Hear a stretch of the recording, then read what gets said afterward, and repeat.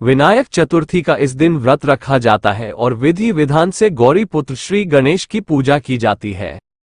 गणपति महाराज को शुभता, बुद्धि, सुख, समृद्धि के देवता माना जाता है। आषाढ़ माह की विनायक चतुर्थी है। इस दिन व्रत रखा जाता है और विधि विधान से गौरी पुत्र श्री गणेश की पूजा की जाती है। गणपति महाराज को शुभता, बुद्धि, सुख, समृद्धि के देवता माना जाता है। इनकी पूजा देवी लक्ष्मी के साथ क्यों होती है? ऐसी तमाम बातें गणेश भक्तों को जरूर पता होंगी। लेकिन क्या भगवान गणेश की 2 शादियों के बारे में जानते हैं? आइए आज आपको इसी बारे में बताते हैं। हिंदू पंचांग के अनुसार रह माह के शुक्ल पक्ष की चतुर्थी तिथि को विनायक चतुर्थी मनाई जाती है। ये दिन भगवान गणेश को समर्पित है और इस दिन गणपति पूजन से इंसान की हर मनोकामना पूरी हो जाती है। भगवान गणेश को कौन सा भोग पसंद है? इनकी पूजा देवी लक्ष्मी के साथ क्यों होती है? ऐसी तमाम बातें गणेश भक्तों को जरूर पता होंगी। लेकिन क्या भगवान गणेश की 2 शादियों के बारे में जानते हैं?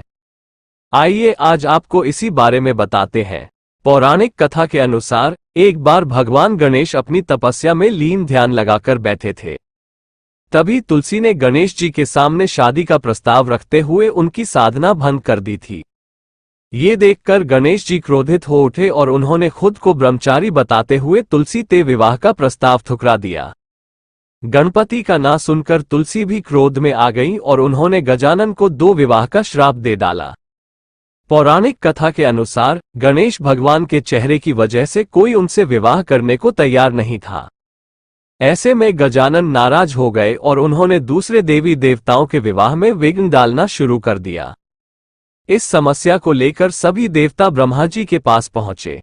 तब ब्रह्मा जी ने अपनी योग शक्ति से 2 मानस पुत्रियों रिद्धि और सिद्धि को जन्म दिया। रिद्धि और सिद्धि ब्रह्मा जी के कहने पर गणेश को शिक्षित करने लगी। ऐसे में जब जब गणपति के पास किसी के विवाह की खबर आती तब तब रिद्धि सिद्धि उनका ध्यान भटका देती। इस तरह देवताओं के विवाह सकुशल संपन्न होने लगे। लेकिन गणेश जी का क्रोध और बढ़ने लगा। तभी एक दिन गणेश जी के सामने ब्रह्मा जी ने रिद्धि सिद्धि से विवाह का प्रस्ताव रखा दिया। गणेश जी ने ये प्रस्ताव स्वीकार कर लिया और इस तरह गणेश जी का रिद्धि और सिद्धि के साथ विवाह संपन्न हुआ।